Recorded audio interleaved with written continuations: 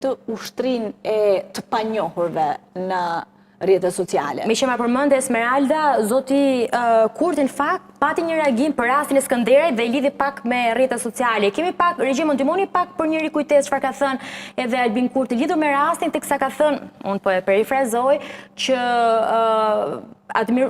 e kemi. Aktivistëve vetëvendosjes për statuset e Facebookut janë dënuar nga 1 vit e gjysmë, thot ai. Burg, të shohim tani, thot prokuroria, për ata të cilët marrin gotë dhe për gjakje zëvendësministra çfarë ndëshkimi do t'japin. Për ta lidhur pak edhe me... Nuk e diun kush është dënuar nga aktivistët e vetëvendosjes për statusin Facebook. Për statuset, me që na e sollën në vëmendje. Domethënë, unë nuk ju referova fare aktivistëve që janë me zë dhe figurë. Sepse kanë qëndrimin e tyre, kanë atë, po të paktën e di se është Aveniri që është për të. Unë po e referohem atyre që janë pa zë dhe pa figurë dhe janë ushtri. Janë bot factories ato.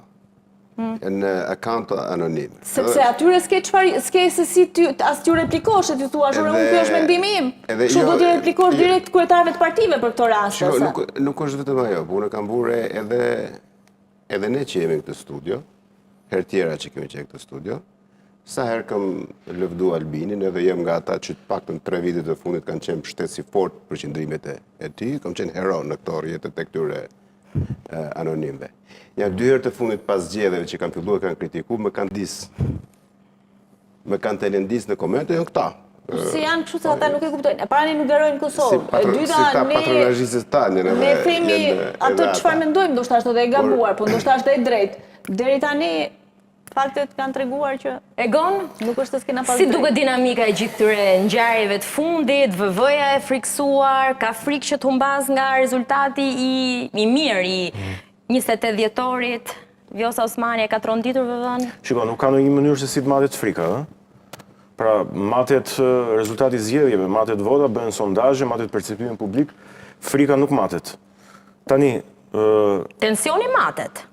Replikat maten. Ajo është çështje që ndodh në çdo zgjedhje. A do më lësh ta përshëndes dhe Donën Nurellari, duke qenë se përshënda pak më përpara? Faleminderit dhe mirë se na erdhe. Po Egon. Pra, kur vjen fjala tek kjo që ka ndodhur në Skënderaj, e nisa nga rasti që është një rast konkret, në cilin mund të nisëm diskutimin, po. Është e vërtet që mund të ketë përplasje mes aktivistëve, mes simpatizantëve politik, nuk jam duke justifikuar absolutisht askënd, por duhet kuptojmë se cili është burimi i kësaj dhune.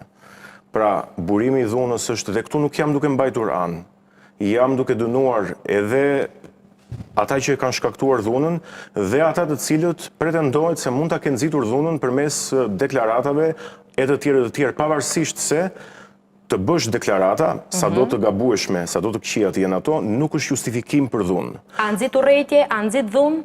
Nuk është justifikim për të goditur, për të shkuar, për të goditur tjetrin. Absolutisht. Edhe sikur ti të thuash atë shprehjen që Sami Lushtaku ka pretenduar se i kanë thënë Sami Serbia që është, për mua është e gabuar, por edhe sikur ta kenë thënë, nuk është justifikim që ti të shkosh edhe ta godasësh, qoftë ti, qoftë mbështetësit, qoftë bodyguardët e tu.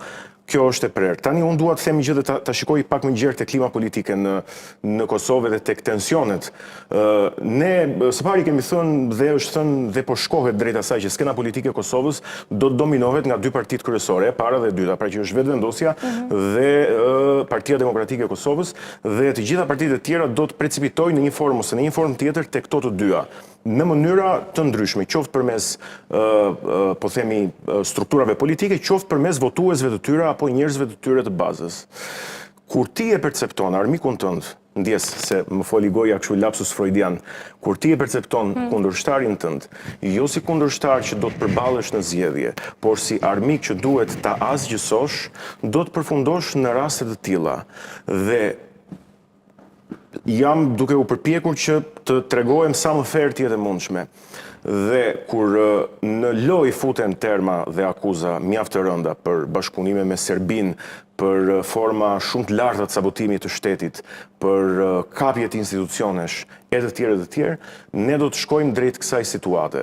Unë e dënoi forcërisht atë që ka ndodhur ndaj kryetarit të lëvizjes vetëvendosje në atë zonë, në Skënderaj, dhe zëvendës ministrit financave në detyrë, por gjithashtu dua që ta shfrytëzoj këtë hapësirë që të bëj një thirrje që dhuna të parandalohet përpara se të shkojë në përplasje fizike dhe palët të kemë parasysh që do ikin këto zgjedhje. Unë shpresoj që të mos kemi zgjedhje të tjera prap. Të shkojmë në zgjedhje pas 4 vjetësh, kushdo që t'jetë fituesi këtyre zgjedhjeve. Dhe palët ta kuptojnë që sot është në pushtet njëri, nesër mund të jetë me të drejtën e Zotit dhe me të drejtën e atyre që e votojnë tjetri.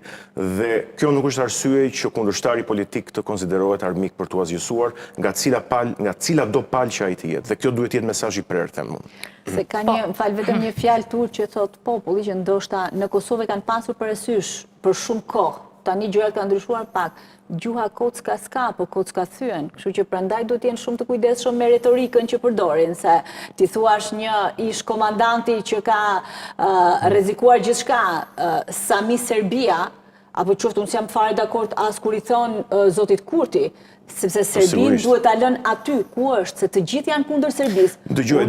Nuk mund t'i fus asnjë, duhet që bashkëpunojnë. Por ama dikush e duron, dikush nuk e duron. Prandaj duhet të jetë kujdesshëm kur i artikulojnë. Kam një bindje personale për te përkatësisë time ideologjike në Kosovë, që dhe besoj fort këtë gjë. Tani do dalin njerëz të më kundërshtojnë, do më sjellin fakte njerëz e tjerë, por po them që në Kosovë ti nuk mund të bësh karrierë politike nëse je i lidhur me Serbinë. Po them karrierë politike të niveleve të larta. Pra që të ngjitesh deri në nivelin e përfaqësimit të lartë të qytetarëve dhe të votuesve, për një arsye shumë të thjeshtë, sepse njerëzit që të votojnë e dinë shumë mirë se nga vjen njëri dhe nga vjen tjetri. A mund të ketë tani personazhe të cilët mund të jenë pjesë e shërbimeve apo e luftës hibride në nivele të ulta, në përfaqësime të ulta apo në nivele mediatike dhe nivele të tjera, mund të ketë patjetër, por në nivele të larta politike, unë mendoj që nuk ecën dot përpara nëse ti ke rekorde të tilla të sabotimit të atdheut tonë. Urellari, ne bëm një hyrje duke nisur nga incidenti ndodhur në Skënderaj, një javë fiks po, nga momenti i ribashkimit